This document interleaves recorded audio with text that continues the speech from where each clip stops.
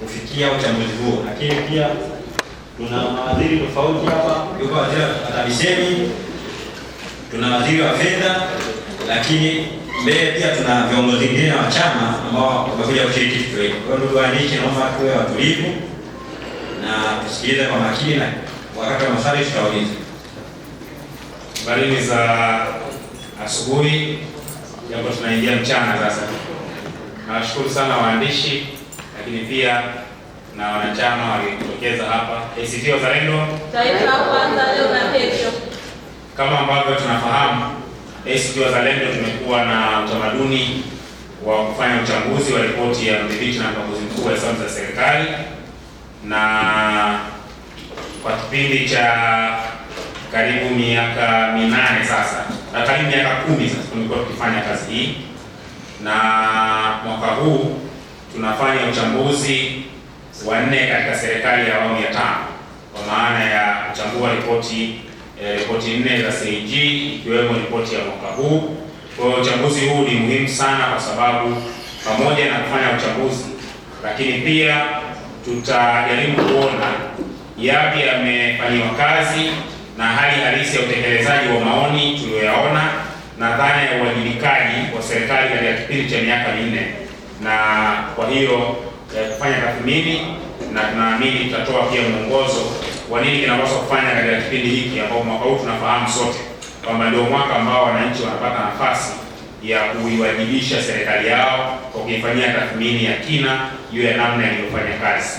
Kwa uchambuzi huu wa mwaka huu ni uchambuzi ambao tunaufanya kabla tujaingia kwenye uchaguzi mkuu, na kwa hiyo tunafanya uchambuzi wa ripoti ya mdhibiti na mkaguzi wa hesabu za serikali, ripoti ya mwaka 2023-2024, ripoti ambayo kama ambavyo mambo mengi yamekuwa yakifanyika, habari ya mjini huko imekuwa wimbo mkubwa wa kila linalofanya linaitwa la mama, na kwa hiyo sisi ripoti hii tunaiita kuwa ni ripoti inayoonyesha ubadhirifu, uozo na ufisadi wa mama.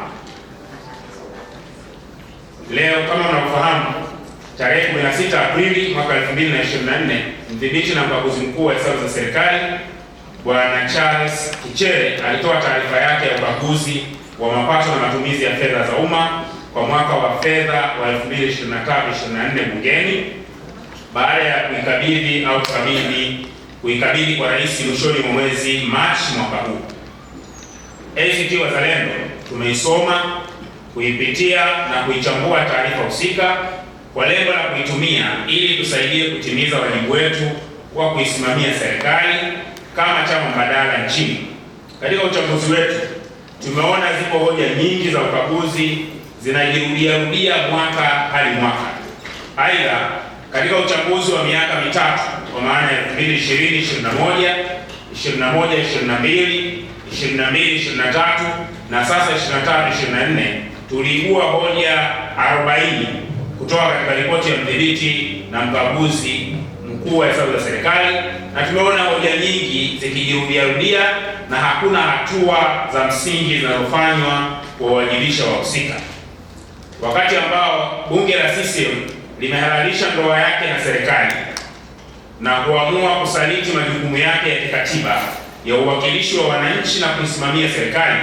ACT Wazalendo tunaendeleza wajibu wetu wa kuwawakilisha wananchi kwa kuitumia ripoti ya mdhibiti na mkaguzi mkuu wa hesabu za serikali kuainisha uozo, ubadhirifu na uzembe. Uchambuzi wa ripoti ya CAG mwaka huu, sisi ACT Wazalendo tutapitia uchambuzi wetu na tutaonesha maeneo 10 ambayo tunakusudia kuyaeleza hapa kwa wazi kwa Watanzania. Na kama mnavyofahamu, mimi kama waziri mkuu kivuli nitaanza kwa kuainisha maeneo 3, kisha nitamkaribisha waziri kivuli wa fedha, ataainisha maeneo 4, na yeye baadaye atamkaribisha waziri wetu kivuli wa TAMISEMI ayamalize, na baadaye kiongozi wetu wa chama ambaye ndio kiongozi wa baraza kivuli atakuja hapa kufanya hitimisho, ambalo kwa sehemu kubwa itakuwa ni kuona haya tuliyoyaibua katika kipindi cha miaka 4 yamefanyiwa kazi kwa namna gani, na kutoa wito wake hasa katika wakati huu tukielekea kuelekea uchaguzi mkuu wa mwaka 2025. Eneo la kwanza tunaloliangazia leo ni ubadhirifu na upotevu wa fedha za umma. Ripoti ya mdhibiti na mkaguzi mkuu wa hesabu za serikali kwa mwaka wa fedha 2023/24 imebainisha hoja za ubadhirifu unaotokana na upotevu wa fedha, ufisadi na ukiukwaji wa sheria za manunuzi zenye thamani ya shilingi trilioni 2.56. Ripoti ya CAG imeainisha ubadhirifu wa wazi na dhahiri uliofanywa na serikali ya CCM ule wa fedha karibu trilioni 1.116, ambapo ubadhirifu katika serikali kuu bilioni 141.95, ubadhirifu katika miradi ya maendeleo bilioni 190, ubadhirifu katika sekta za mitaa, serikali za mitaa bilioni 134, na ubadhirifu katika mashirika ya umma wa bilioni 650.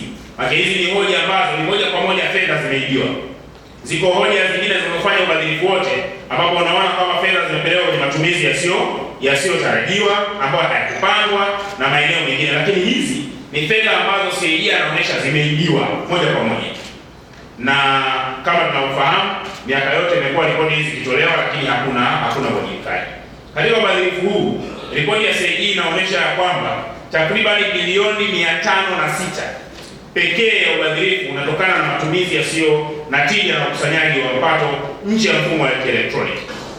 Kwa mara nyingine tena, tunaona tija ya serikali ya CCM ni kuendeleza ufujaji na upigaji. Tija ya CCM sio ustawi wa wananchi. Tija ya CCM ni kutufanya tuendelee kuwa mateja wa mikopo, huku tukipoteza kiasi kikubwa cha mapato yetu ya ndani. Ripoti ya CAG inaendelea kubaini kwamba jumla ya kiasi cha shilingi trilioni 1.446 kinatokana na upotevu wa fedha za umma, ambapo trilioni 1.34 pekee zinatokana na deni ya mapato yasiyokusanywa kwa maana ya ada, faini na gharama za huduma, na hivyo kuwa sehemu ya fedha za umma zinazopotea. Inastaajabisha kwamba badala ya kuhakikisha ufanisi katika ukusanyaji wa mapato katika wakati ambao nchi ina upungufu wa makusanyo, CCM imeamua kukumbatia ubadhirifu. Ni ubadhirifu kwenye mauzo, manunuzi, mikataba, makusanyo, ruzuku, matumizi, malipo. Ni ubadhirifu kila kona. CCM inafanya makusudi kuhakikisha unakosekana ufanisi katika ukusanyaji wa mapato haya, ili mradi kujitengenezea mianya ya rushwa, upigaji na ufisadi ambao unalenga kuwaneemesha wao na kuwafukarisha Watanzania wengi. Pamoja na kumulika na kuainisha ubadhirifu na upotevu, ACT Wazalendo tunasisitiza mambo yafuatayo. Moja, tunasisitiza kwamba watumishi wote wanaohusika na kuwezesha kuwepo na kushamili kwa vitendo vya ubadhirifu na upotevu wa mapato wakamatwe na hatua kali za sheria na kiutawala zichukuliwe. Jambo la pili, tunatoa rai kwa vyombo vya habari na TAKUKURU kutekeleza wajibu wao wa kiukombozi, kuangazia, kumulika na kuweka hadharani vitendo vya ubadhirifu na upotevu wa mapato. Ripoti hizi za CAG zilivyo ni kama taarifa ya kitaalamu ambayo inasomwa na watu wachache sana. Vyombo vya habari vikisaidia kuonesha maeneo, taasisi ambazo zimefanya ubadhirifu moja kwa moja kwa kupointi eneo moja moja, mara kadhaa tumeshuhudia kwamba angalau tunasukuma hatua kuchukuliwa. Lakini zikisoma kwa ujumla wake, hata halmashauri, madiwani wakipokea taarifa hizi huwa hawajadili. Kwa nadhani ni muhimu sana kwa TAKUKURU na vyombo vya habari kujaribu kuyaona haya maeneo na kuyaeleza kwa uwazi, ili kuhamasisha uwajibikaji na kutaka wahusika angalau waonekane wanaguswa na hiki kinachotokea. Vinginevyo kwenye halmashauri kinachoenda kuangaliwa ni tumepata hati safi. Ndio wakati mabaraza yanakutana wanajadili hati safi bila kujadili zile changamoto zilizoibuliwa na CAG ambazo zinaainisha wizi na ufisadi mbalimbali ambao umeainishwa. Wakurugenzi wa halmashauri wanawabeba wazima madiwani kuwaelekeza kwenye kupokea hati ambayo inaonyesha mtiririko wa mahesabu badala ya yale masuala mahususi ambayo kwa kweli yangeweza kufanywa kazi. Hata bodi zetu za mashirika ya umma yenyewe yanajiridhisha tu na kwamba kuna hati safi bila kuangalia hizi hoja ambazo zimeibuliwa. Kwa hiyo ni muhimu sana kama vyombo vya habari vitafanya kazi ya ziada ya kuonesha haya maeneo ili angalau kuchochea uwajibikaji, kwa sababu vinginevyo kila mwaka hizi ripoti zinakuja na mambo yale yale. Mwaka huu pamepigwa hapa na mwakani